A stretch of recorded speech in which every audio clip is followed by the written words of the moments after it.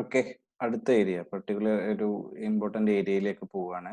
എക്സാമിന് ക്വസ്റ്റ്യൻസ് ഒക്കെ ഉണ്ടാവുന്ന ഒരു പർട്ടിക്കുലർ ഏരിയയാണ്. ഈ ക്ലാസ് ആദ്യമായിട്ടാണ് നിങ്ങൾ കാണുന്നതെങ്കിൽ മാർക്ക് എക്സലൻസ് എന്നുള്ള യൂട്യൂബ് ചാനൽ നിങ്ങൾ സബ്സ്ക്രൈബ് ചെയ്യുക.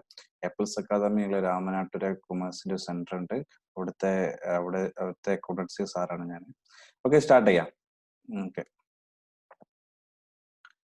നെക്സ്റ്റ് ഏറ്റവും ഇമ്പോർട്ടന്റ് ഏരിയയാണ് നോൺ പ്രോഫിറ്റ് ഓർഗനൈസേഷൻ. ഇമ്പോർട്ടന്റ് ഏരിയയാണ് എന്ത് വെച്ച് കഴിഞ്ഞാൽ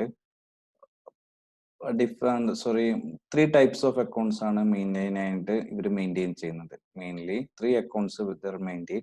first one receipts and payment account, second one income and expenditure account, third one balance sheet. ഈ മൂന്ന് സാധനങ്ങളാണ് ഇവർ മെയിൻറ്റെയിൻ ചെയ്യുന്നത്. ഏതൊക്കെയാണ്? ഒന്ന് receipts and payment account, income and expenditure account, third one balance sheet.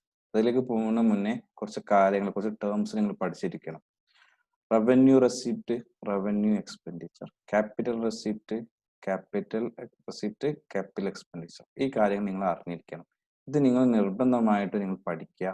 പഠിച്ചിട്ട് മാത്രമേ എക്സാം അറ്റൻഡ് ചെയ്യാൻ, ക്വസ്റ്റ്യൻസ് അറ്റൻഡ് ചെയ്യാൻ പറ്റുള്ളൂ. അത്ര ഇമ്പോർട്ടൻസ് അതാണ്. ഓക്കെ, പറയാം. റിക്കറിംഗ് എന്ന് പറഞ്ഞ കൺസെപ്റ്റ് ഉണ്ട്. റിക്കറിംഗ് എന്ന് പറഞ്ഞു കഴിഞ്ഞാൽ ഇടയ്ക്കിടയ്ക്ക് വന്നുകൊണ്ട്, റിക്കറിംഗ് ആവർത്തിക്കുക, ആവർത്തനമാണ് റിക്കറിംഗ് ഉദ്ദേശിക്കുന്നത്.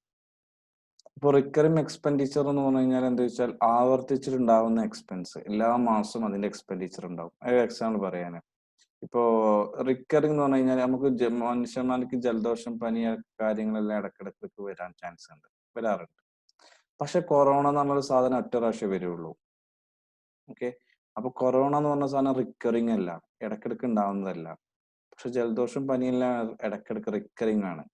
അപ്പൊ റിക്കറിംഗ് എക്സ്പെൻഡിച്ചർ എന്ന് പറഞ്ഞു കഴിഞ്ഞാൽ എക്സ്പെൻഡിച്ചർ എല്ലാ മാസവും, എല്ലാ ദിവസവും, എല്ലാ ഇയറും വന്നുകൊണ്ടേയിരിക്കും.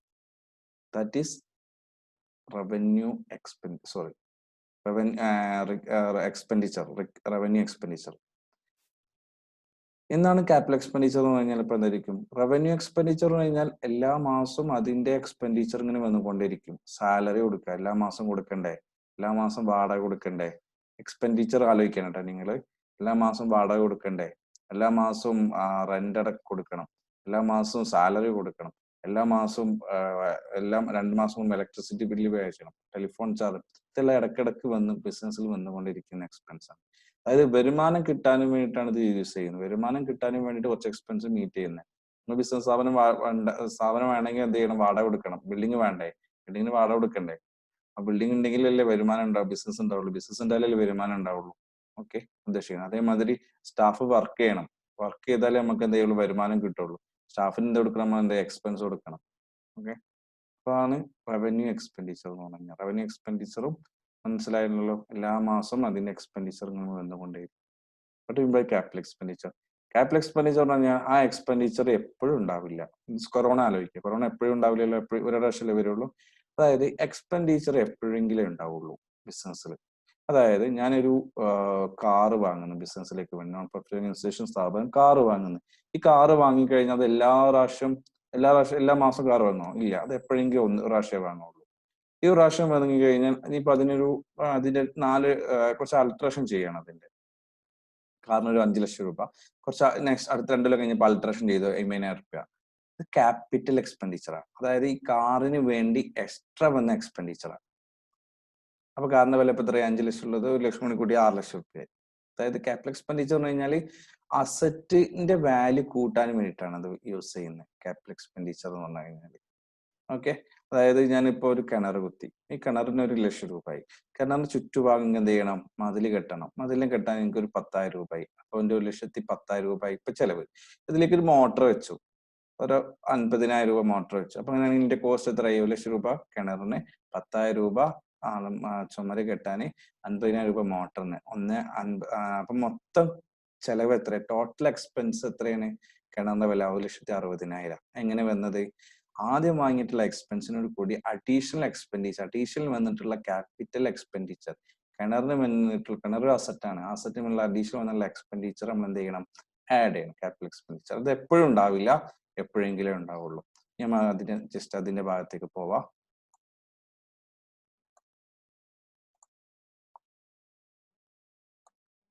ക്യാപിറ്റൽ, ആദ്യം നമുക്ക് റവന്യൂ എക്സ്പെൻഡിച്ചർ പറയാം. റവന്യൂ എക്സ്പെൻഡിച്ചർ ആലോചിക്കുന്ന സമയത്ത് എന്താണ്? എല്ലാ മാസവും എക്സ്പെൻഡിച്ചർ എന്ത് ചെയ്യും? വന്നുകൊണ്ടേയിരിക്കും കേട്ടോ. Revenue expense are short term expense ആണ്, ചെറിയിട്ടുള്ള കുറച്ച് പീരീഡിലേക്കുള്ള എക്സ്പെൻസ് ആണ് ഇത് ഉണ്ടാവുന്നത്. They full benefit which is receive during the accounting year, അതിന്റെ ബെനിഫിറ്റ് ഈ അക്കൗണ്ടിങ് ഇയറിൽ റിസീവ് ചെയ്തുകൊണ്ടിരിക്കും നമുക്ക്. ഡസ് നോട്ട് ഇൻക്രീസ് ദി, അതായത് ഈ എക്സ്പെൻസിനെ കൊണ്ട് നമ്മളെ ഏണിംഗ് കപ്പാസിറ്റി, അതായത് earning capacity of the business എന്തായിരുന്നില്ല, ഇൻക്രീസ് ആണെന്നില്ല. But only help to maintain existing earning capacity, നിലവിലുള്ള കപ്പാസിറ്റി കൂട്ടുകയല്ലാതെ ബിസിനസിന്റെ ഏണിംഗ് ഇതിനെ കൊണ്ട് ഫോൺ ബില്ല് അടച്ചത് കൊണ്ടൊന്നും കുറെ എമൗണ്ട് നമുക്ക് എന്തെങ്കിലും വരുമാനം ഉണ്ടാവുന്നില്ല. അതേമാതിരി വാടക കൊടുത്തോണ്ട് കുറെ എമൗണ്ട് വരുന്നില്ല, കുറച്ച് എമൗണ്ട് നിലവിലുള്ള ഏണിംഗ് കപ്പാസിറ്റി കൂട്ടുക. ഇതിന് കൂടെ എഴുതി വെക്കണം, ദിസ് ആർ റിക്കറിങ് എക്സ്പെൻഡിച്ചർ ആണ് കേട്ടോ. റിക്കറിങ് എക്സ്പെൻഡിച്ചർ കഴിഞ്ഞാൽ ഇടയ്ക്കിടയ്ക്ക് എക്സ്പെൻഡിച്ചർ വന്നുകൊണ്ടേയിരിക്കും കേട്ടോ ബിസിനസ്സിൽ.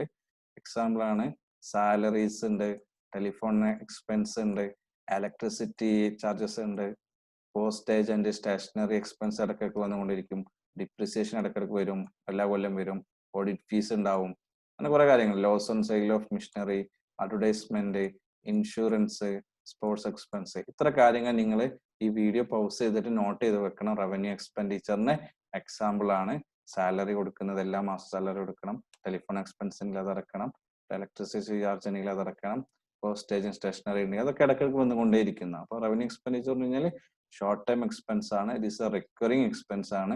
ഇതിനെ കൊണ്ട് എന്തൊന്നുമില്ല, ഇതിന് ബിസിനസിന് ഏണിംഗ് കപ്പാസിറ്റി കൂടുന്നില്ല, നിലവിലുള്ള ബിസിനസ് മെയിൻറ്റെയിൻ ചെയ്തു പോകുന്നു, ഇതിന് നിലവിലുള്ള കപ്പാസിറ്റി മെയിൻറ്റെയിൻ ചെയ്തു പോകുന്നു. Next one capital expenditure. Capital expenditure എന്ന് പറഞ്ഞു കഴിഞ്ഞാൽ എന്താണ്, any expenditure which is incurred acquiring increase the value of fixed asset. നേരത്തെ പറഞ്ഞു capital expenditure linked to asset ആണ്, ബാലൻസ് ഷീറ്റിൽ അസറ്റ് സൈഡ് ആയിട്ട് ബന്ധപ്പെട്ടായിരിക്കും.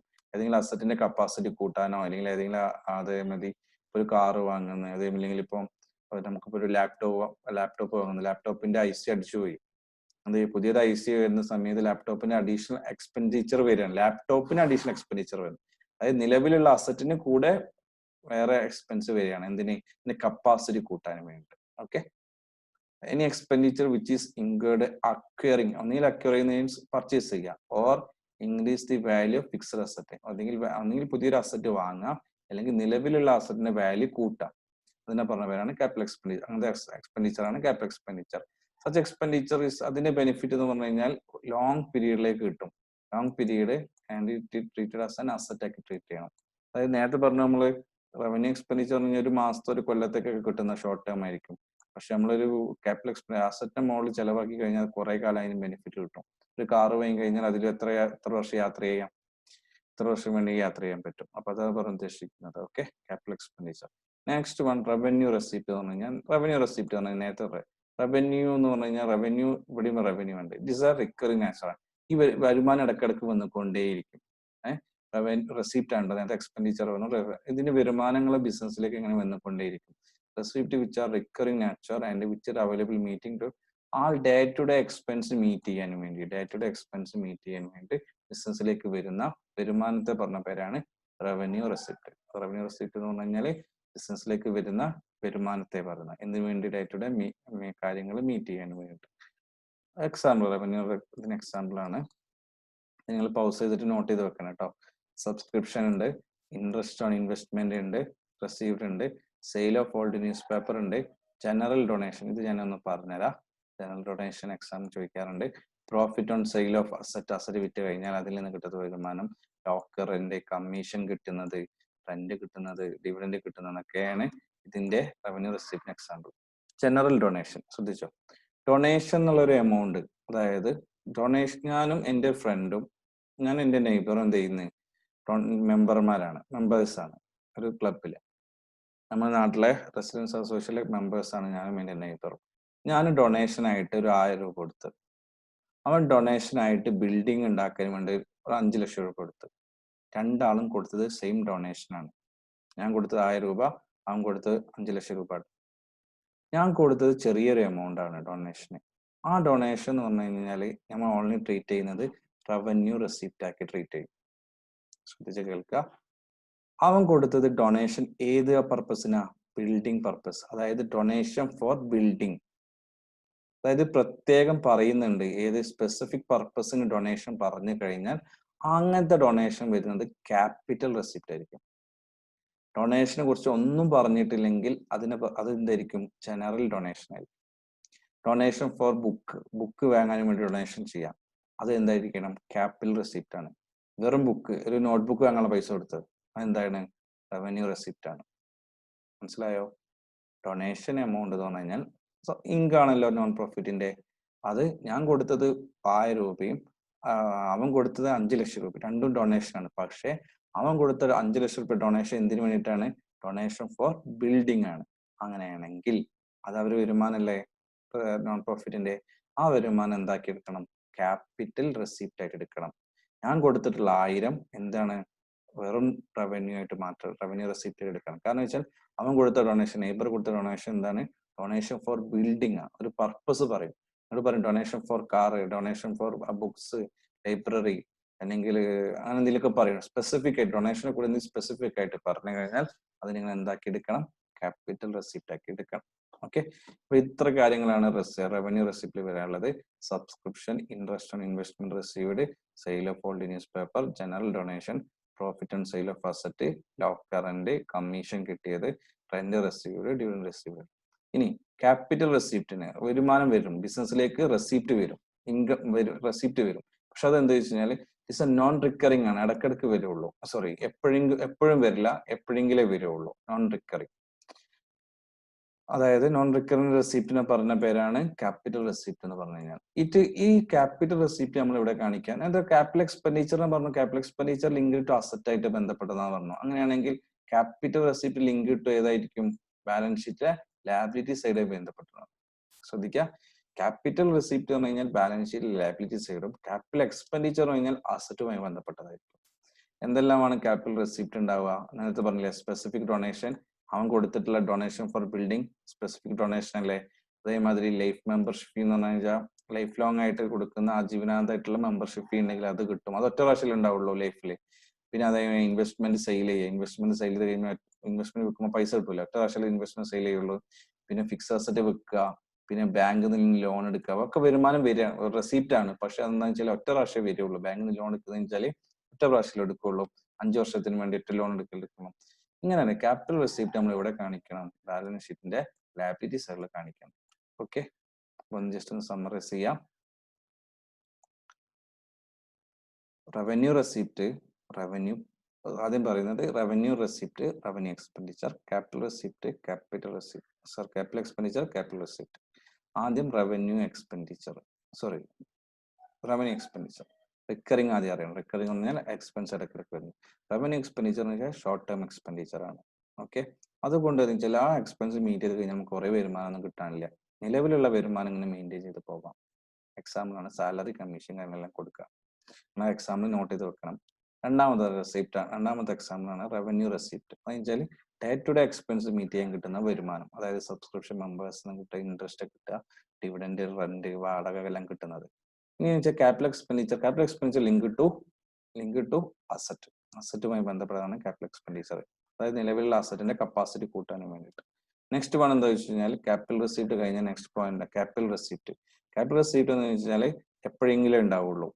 ബാങ്കിൽ നിന്ന് ലോൺ എടുക്കുക, അതേമാതിരി ലൈഫ് മെമ്പർഷിപ്പ് കിട്ടുക, സ്പെസിഫിക് ഡൊണേഷൻ ശ്രദ്ധിക്കുക വെച്ചാൽ ഡൊണേഷൻ ലിങ്ക്ഡ് വിത്ത് സ്പെസിഫിക് ഐറ്റത്തിനും കൂടെ ആണെങ്കിൽ ക്യാപിറ്റൽ റെസിപ്റ്റ് വേണം. അല്ലെങ്കിൽ ചെറിയ എമൗണ്ട് ഒക്കെ ആണെങ്കിൽ എന്ത് ഡൊണേഷൻ എന്തായി ട്രീറ്റ് ചെയ്യാം? സ്മാൾ ഡൊണേഷൻ എന്താ റവന്യൂ ആയിട്ട് ട്രീറ്റ് ചെയ്യാം, റവന്യൂ റെസിപ്റ്റ് ആയിട്ട് ട്രീറ്റ് ചെയ്യാം. സ്പെസിഫിക് ഡൊണേഷൻ ആണെങ്കിൽ ക്യാപിറ്റൽ റെസിപ്റ്റ് ആയിട്ട് ട്രീറ്റ് ചെയ്യാം. ഇത്ര കാര്യങ്ങൾ അറിയുന്നത് എന്തിനാന്ന് വെച്ച് കഴിഞ്ഞാൽ റെസിപ്റ്റ് ആൻഡ് പേയ്മെന്റ് അക്കൗണ്ട് ഉണ്ടാക്കാൻ ഈ സാധനങ്ങൾ ആദ്യം അറിയണം. ഓക്കെ, അടുത്ത ടോപ്പിക് എന്ന് പറഞ്ഞു കഴിഞ്ഞാൽ ഏതൊക്കെയാണ് അക്കൗണ്ട്സ് മെയിൻറ്റെയിൻ ചെയ്യേണ്ടത്. റെസിപ്റ്റ്സ് ആൻഡ് പേയ്മെന്റ് അക്കൗണ്ട് പറഞ്ഞു, ഇൻകം ആൻഡ് എക്സ്പെൻസ് അക്കൗണ്ട് പറഞ്ഞു, പിന്നെ ബാലൻസ് ഷീറ്റ് വന്നു. അപ്പോൾ ആദ്യം നമുക്ക് പഠിക്കാം റെസിപ്റ്റ്സ് ആൻഡ് പേയ്മെന്റ് അക്കൗണ്ട് പഠിക്കാം. എന്താണ് റെസിപ്റ്റ്സ് ആൻഡ് പേയ്മെന്റ് അക്കൗണ്ട്, കാര്യങ്ങളൊക്കെ നോക്കാം.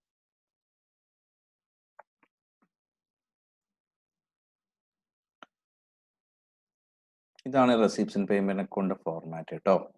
ഇവിടെ ബാലൻസ് പ്രോ ഡൗൺ ഉണ്ട്, ജസ്റ്റിലേക്ക് പിന്നെ വരാം. ആദ്യം റെസിപ്റ്റ്സ് ആൻഡ് പേയ്മെന്റ് അക്കൗണ്ടിലേക്ക് എന്താണ് പറയുന്നത്. റെസിപ്റ്റ്സ് 3 അക്കൗണ്ടാണ് നമുക്ക് ഇവിടെ പഠിക്കാനുള്ളത്. ഫൈനൽ അക്കൗണ്ട്സോ നോൺ പ്രോഫിറ്റ് ഓർഗനൈസേഷന്റെ ഫൈനൽ അക്കൗണ്ട്സോ എന്ന് പറഞ്ഞാൽ റെസിപ്റ്റ്സ് ആൻഡ് പേയ്മെന്റ് അക്കൗണ്ട് നല്ല ഈ വീഡിയോ 2-3 പ്രാവശ്യമൊക്കെ കാണേണ്ടി വരും കേട്ടോ, എന്നാലേ ചിലപ്പോൾ മനസ്സിലാവുള്ളൂ. റെസിപ്റ്റ്സ് ആൻഡ് പേയ്മെന്റ് അക്കൗണ്ട് എന്ന് പറഞ്ഞു കഴിഞ്ഞാൽ റെസീപ്റ്റ്സ് ആൻഡ് പേയ്മെന്റ് അക്കൗണ്ട് എന്ന് പറഞ്ഞു കഴിഞ്ഞാൽ റെസീപ്റ്റ്സ് ആൻഡ് പേയ്മെന്റ് അക്കൗണ്ട് പഠിച്ചാൽ മാത്രമേ ഇൻകം എക്സ്പെൻസ് അക്കൗണ്ട് പഠിക്കാൻ പറ്റുള്ളൂ, ബാലൻസ് ഷീറ്റും പഠിക്കാം. അപ്പോൾ റെസീപ്റ്റ്സ് ആൻഡ് പേയ്മെന്റ് അക്കൗണ്ട് നിന്ന് നോക്കാം. ഇവിടെ പറയുന്നുണ്ട് it give summarised picture of various receipt and payment. അതായത് റെസീപ്റ്റ്സ് ആൻഡ് പേയ്മെന്റ് അക്കൗണ്ട് എന്ന് പറഞ്ഞു കഴിഞ്ഞാൽ സമ്മറൈസ് ചെയ്യാം, കിട്ടിയതിന്റെയും പോയതിന്റെയും സമ്മറിങ് ആണ് ഏത് റെസീപ്റ്റ്സ് ആൻഡ് പേയ്മെന്റ്. കിട്ടിയതും പോയതിന്റെയും സമ്മറിയാണ് എന്ത് റെസീപ്റ്റ്സ് ആൻഡ് പേയ്മെന്റ് അക്കൗണ്ട് എന്ന് പറഞ്ഞാൽ. റെസീപ്റ്റ്സ് ആൻഡ് പേയ്മെന്റ് അക്കൗണ്ട് എന്ന് പറഞ്ഞു കഴിഞ്ഞാൽ എന്താ നോക്കാം. It is a summary of cash and bank transaction. ക്യാഷിന്റെയും ബാങ്കിന്റെയും സമ്മറിയാണ് ഇത് receipts and payment account. Okay, പണ്ട് +1 പഠിച്ചിട്ടുള്ള പക്കാ സിംഗിൾ കോളം ക്യാഷ് ബുക്കും ഡബിൾ കോളം ക്യാഷ് ബുക്കിന്റെ സമ്മറിയാണ് ഇവിടെ പഠിക്കാനുള്ളത്. It is similar to cash book prepared by the trading concern. അതായത് നമ്മൾ +1 പഠിച്ചിട്ടുള്ള ട്രേഡിംഗ് കൺസേൺസ് മെയിൻറ്റെയിൻ ചെയ്യുന്ന ക്യാഷ് ബുക്കിന്റെ സിമിലർ ആണ്. ശ്രദ്ധിക്കണം കേട്ടോ. Receipts and payment account record all receipt. അപ്പൊ നമുക്കറിയാം ഏതൊക്കെ റെസീപ്റ്റ് നമുക്കറിയാം. 2 റെസീപ്റ്റേ ഉള്ളൂ. ഏതൊക്കെ? റവന്യൂ റെസീപ്റ്റും ക്യാപിറ്റൽ റെസീപ്റ്റും.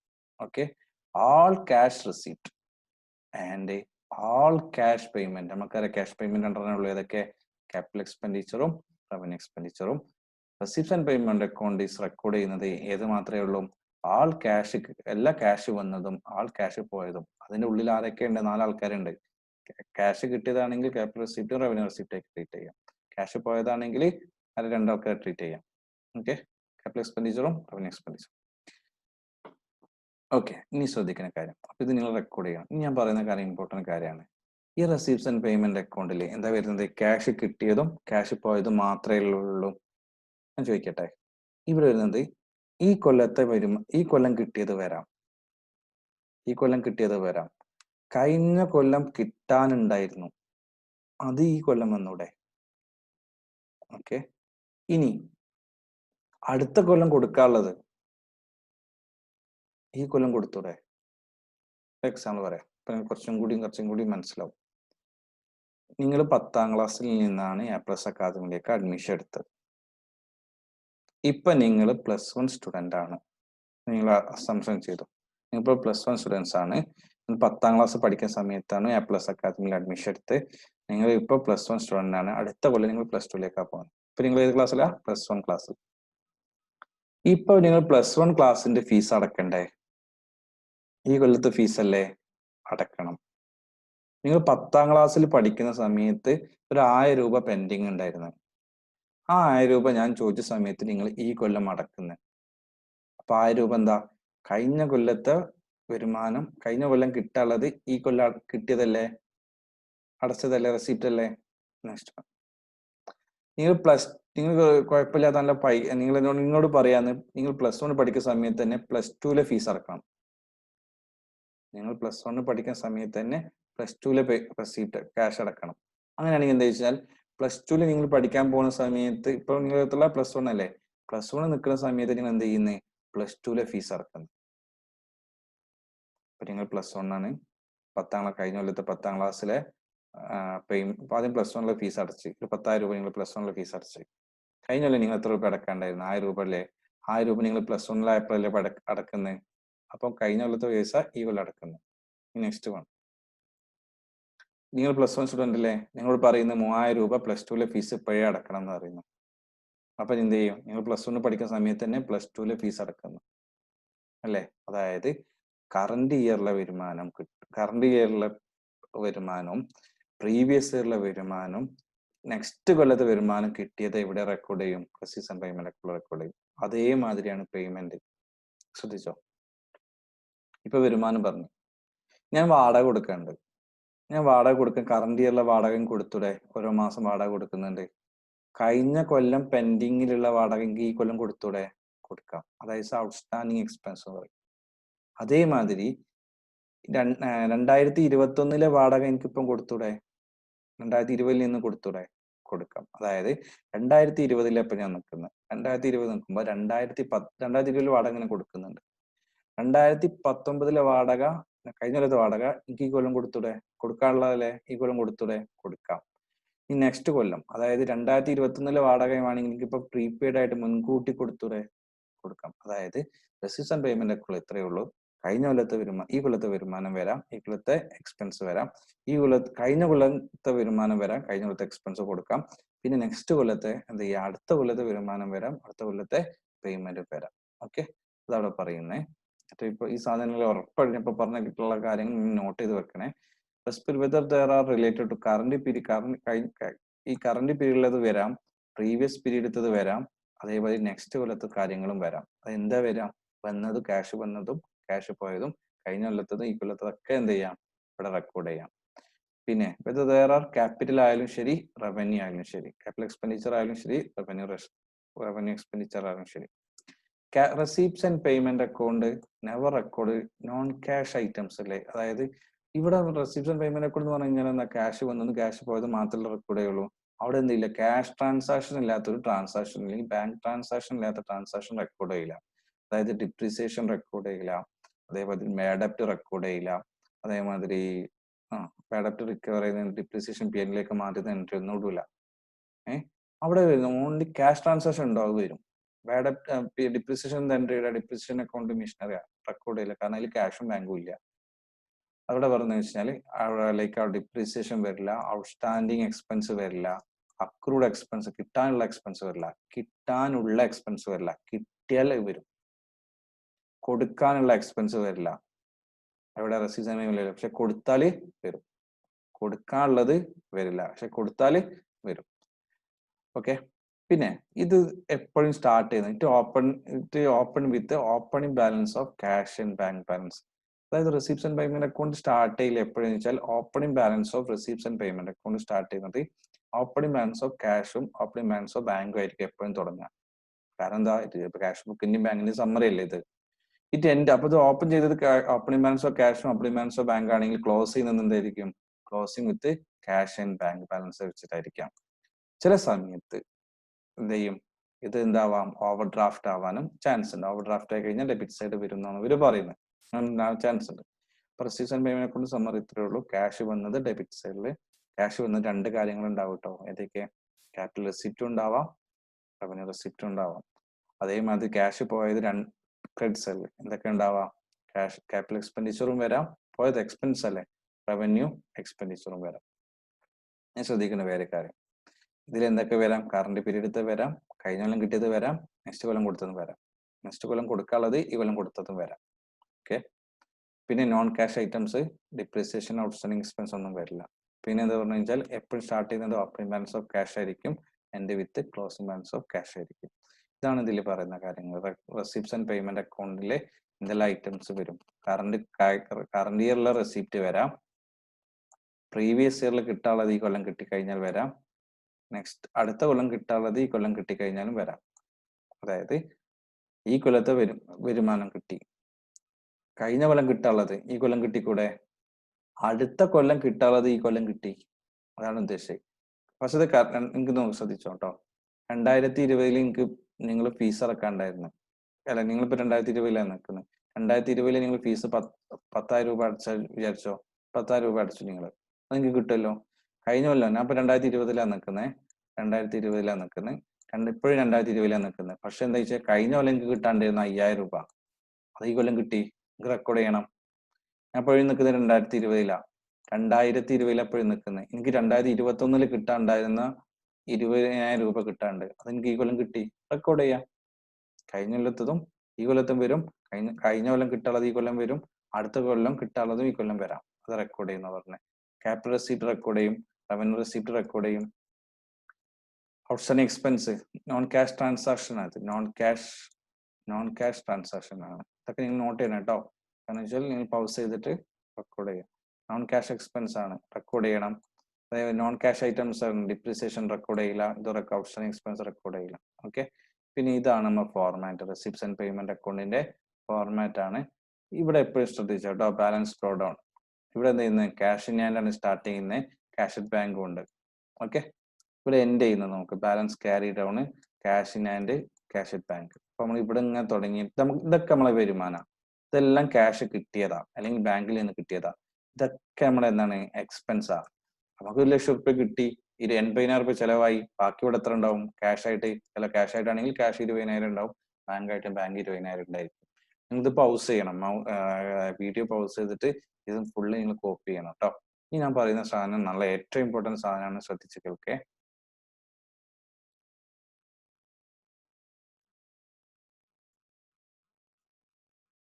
ശ്രദ്ധിച്ചോ, ഇവിടെ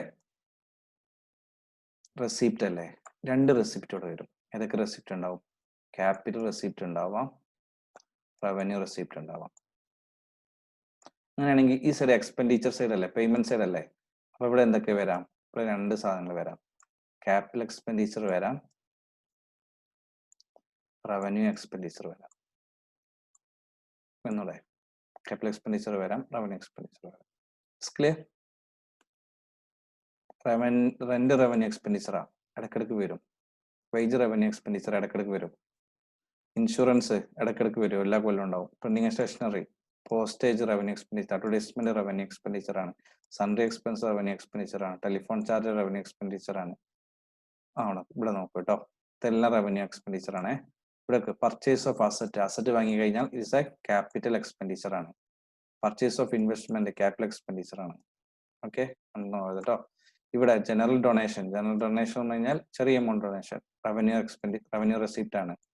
sale of news paper revenue ആണ്, സെയിൽ ഓഫ് സ്ക്രാപ്പ് റവന്യൂ ആണ്, ഇൻട്രസ്റ്റ് ഓൺ ഇൻവെസ്റ്റ്മെന്റ് റവന്യൂ ആണ്, purchase of charitable show revenue ആണ്, മിസ്ലീനിയസ് റെസിപ്റ്റ്.